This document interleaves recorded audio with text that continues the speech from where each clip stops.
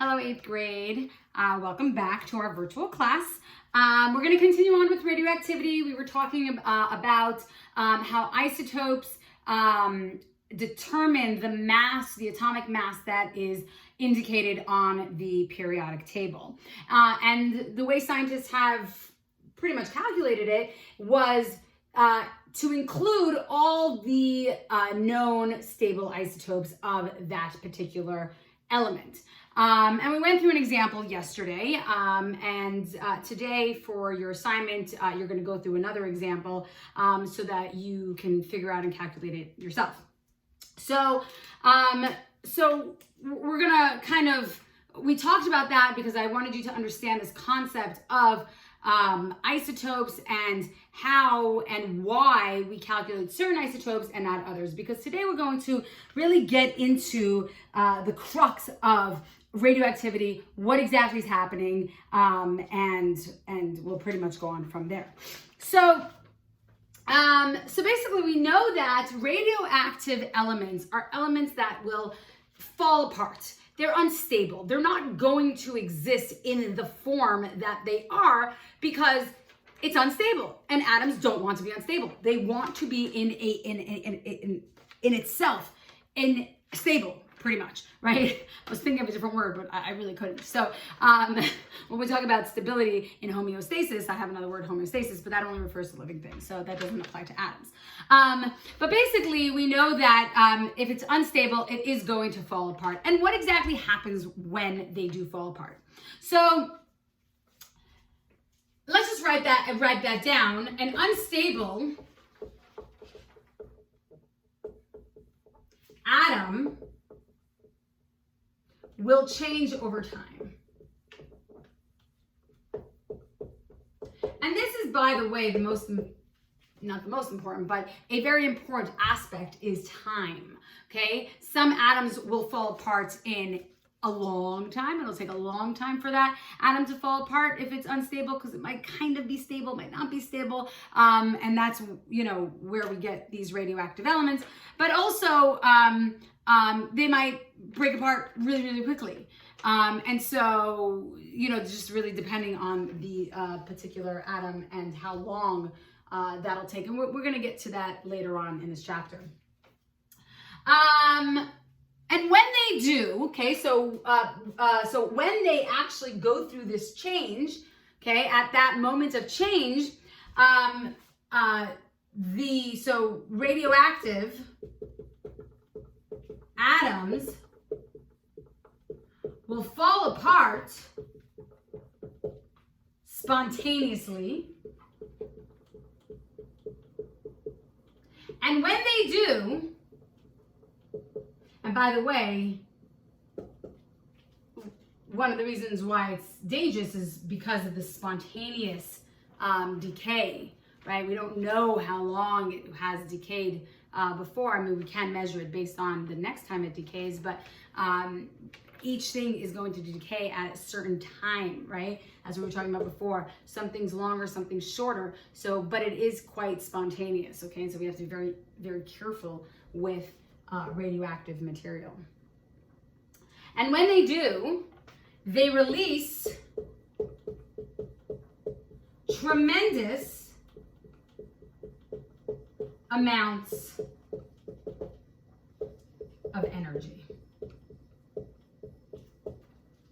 So we know that the atom, inside of the atom, what's kind of keeping everything together, we know there's the strong force, we know there's the weak force, we know that there are these, the electrostatic forces, right? The positive and the negatives. And so there's lots of energy in this atom itself. And the truth is, most of the atom, 99.9% of the atom, is empty space. And what's kind of holding everything together is the energy that makes up that atom. And we're not going to go into what that is exactly, but I mean, that's for a much, much more advanced class in chemistry and physics. But the energy that is there, right, can be released during some of this decay. And that's where radioactive elements decay. When they're decaying, can be extremely dangerous because it's a huge amount of energy. And we'll talk about what kind of energy and what that can do. But today we're gonna really focus on the different types of decay, okay? And why they'll happen.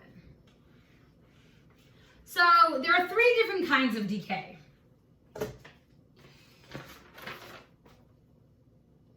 And when we talk about this word decay, by the way, we're talking about breaking down, right? When they break down, that's when we talk about decaying, okay? During radioactive decay, the nucleus will give off particles and it will also give off energy. So there are 3 different kinds. 3 kinds. There's what we call alpha decay. There's beta decay. And then there's gamma decay. 3 different kinds of radioactive decay. Today we're going to talk about the first one, which is alpha decay. So, number 1, alpha decay. Now, the purpose and the reason why a nucleus will undergo decay is to achieve stability. That is what it wants to get to, that point of stability. So if there is an unstable, instability in that atom, right, it's going to want to go ahead and achieve that. And so the first one is what we call alpha decay. And this type of decay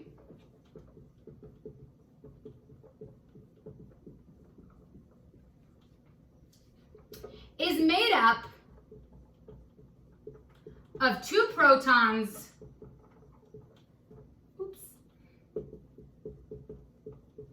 and 2 neutrons.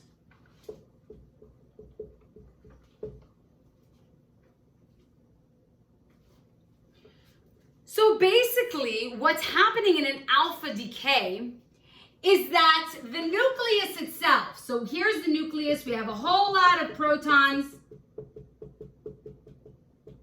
and a whole bunch of neutrons. I could have made that different color so it would be easier for you to see, but whatever, you get it. So there are a bunch of positive plus signs and a bunch of zeros to indicate your neutrons. So we have protons and neutrons in this nucleus. And if it undergoes alpha decay, it means that it's unstable, right? It doesn't want to have that many subatomic particles in its nucleus. And so what's going to happen is that it's going to release 2 protons and 2 neutrons. So if it has 2 protons and 2 neutrons, it means that this particular object, we'll call it, that was literally just released from the nucleus itself, has a charge and it has weight because it's made up of protons and neutrons. So if I have 2 protons and I have 2 neutrons, we know that each proton weighs 1 AMU. We know that each neutron weighs 1 AMU. So I have 2 protons and 2 neutrons. So our total weight, the weight, will equal 4 AMUs. But aside from that, not only is it going to weigh 4 AMUs, but it's going to also have a positive charge because it has 2 protons. So the charge is going to be +2. Or 2, let's just go to plus or +2, it doesn't really matter. So if you look at this over here, this alpha particle, which is what it's called, right? This alpha particle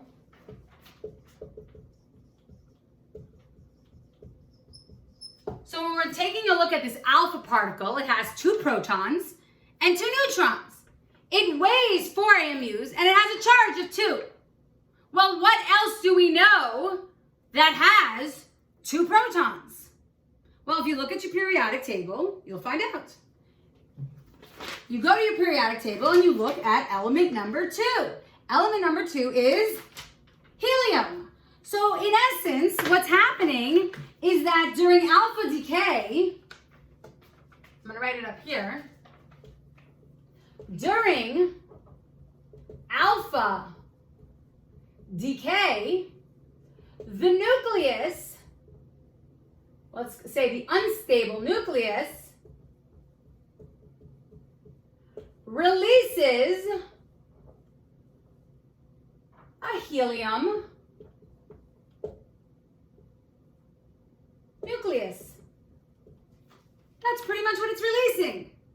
So when this alpha decay is going to happen, when this particle, this alpha particle is being released, we call it an alpha particle, but what is it? The alpha particle itself is 2 protons and 2 neutrons. And in essence, that's a helium atom, a helium nucleus. So when we talk about the loss of 2 protons here, let's count up the proton that it existed in our original atom, right? Let's count this up. 1, 2, 3. 1, 2, 3, 4, 5, 6, 7, 8, 9, 10, 11. And 11 is sodium, right? So when we look at our original atom, it had 11 protons. And whatever amount of neutrons, 1, 2, 3, 4, 5, 6, 7, 8, 9, 10, 11, 12, 13 neutrons. Okay? Now, sodium is not radioactive, so this is obviously just whatever, a random example. But let's say I had sodium, and now sodium is radioactive. It's going to break down. It cannot exist as this particular nucleus. It's too unstable. So it's going to shoot out an alpha particle. And basically when it shoots out that alpha particle, 2 protons, 2 neutrons are going to be released from this nucleus. And what's going to happen to that original atom of sodium, which used to have 11 protons, now it doesn't have 11 protons. Now it has 9 protons. So what just happened to that atom? It completely changed, okay? It undergoes this atom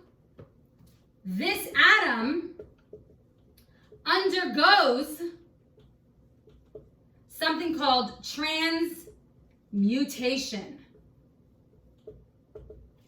So what is transmutation? What happens when an atom undergoes transmutation? It changes into a different element. So what's happening is, in essence, this element used to have 11 protons.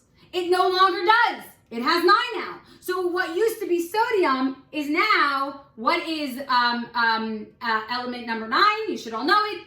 Fluorine, right? So it's going to shift from what used to be sodium into what is now going to be fluorine, okay? So this is a basic example. And you know what, let me erase the board to kind of just show you a little clearer what is exactly going on. So it starts off 1, 2, 3, 4, 5, 6, 7, 8, 9, 10, 11. And then it has a whole bunch of neutrons. Okay, we said 13. So this is 11 protons, 13 neutrons, and it's going to shoot out a helium atom, right? A helium nucleus.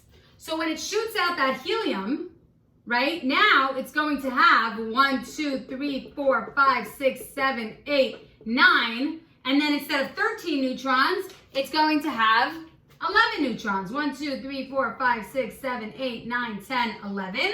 So this has now 9 protons, 11 neutrons. What used to be Na, which is sodium, is now F, which is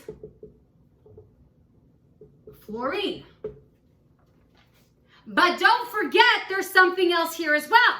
This gets changed to this, but there's also one other thing. The other thing that is here is a small little nucleus that has 2 protons and 2 neutrons. So this is 2p plus and 2 N's. What is this? This is He. This is helium.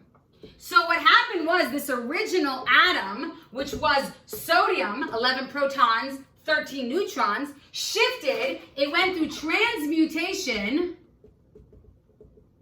which means that it actually changed into a whole different element, turned into fluorine, which has 9 protons and 11 neutrons. But don't forget, there's something else too. And the other thing that it has, that is there, is this helium atom. Is basically what you have is a 2 protons, 2 neutrons, and now this is helium as well. So what used to be one atom of sodium now becomes 2 different atoms, one of fluorine and one of helium. So we are just about over time. You know what? I will give you the example in your assignment today and to see if you fully understand this. But the way I just want to finish off by just writing this out instead of doing a whole bunch of circles, right? What I would do is I would write out Na, okay? Na has how many protons? 11. But also, don't forget there's atomic mass over here. So when we have 13 plus 11, now we have the atomic mass of 24, right? But this goes through transmutation and turns into fluorine. So it would be F. How many protons does fluorine have? 9. How many, what is its atomic mass? Well, it had 9. Now it has 9. It had 13. Now it has 11. So its atomic mass is going to be, it lost 2 neutrons, so it's going to have a mass of 22. And then we're also going to have helium. Helium is He. It has an atomic number of 2, right? It has 2 protons, but it has an atomic mass of 4. Well, if you take a look over here, if I were to take 22 plus 4 on this side, I end up with 24. If I were to take 9 and 2 on this side and add them up, now I have 11. So you can actually balance it out to make sure that your equation makes sense, that this is actually turning into these 2 things. So that is alpha decay. We're going to talk a little bit more. I'm going to review it a little bit more tomorrow. And also, if you have any questions, you can ask me during our Zoom meeting. Have a good day.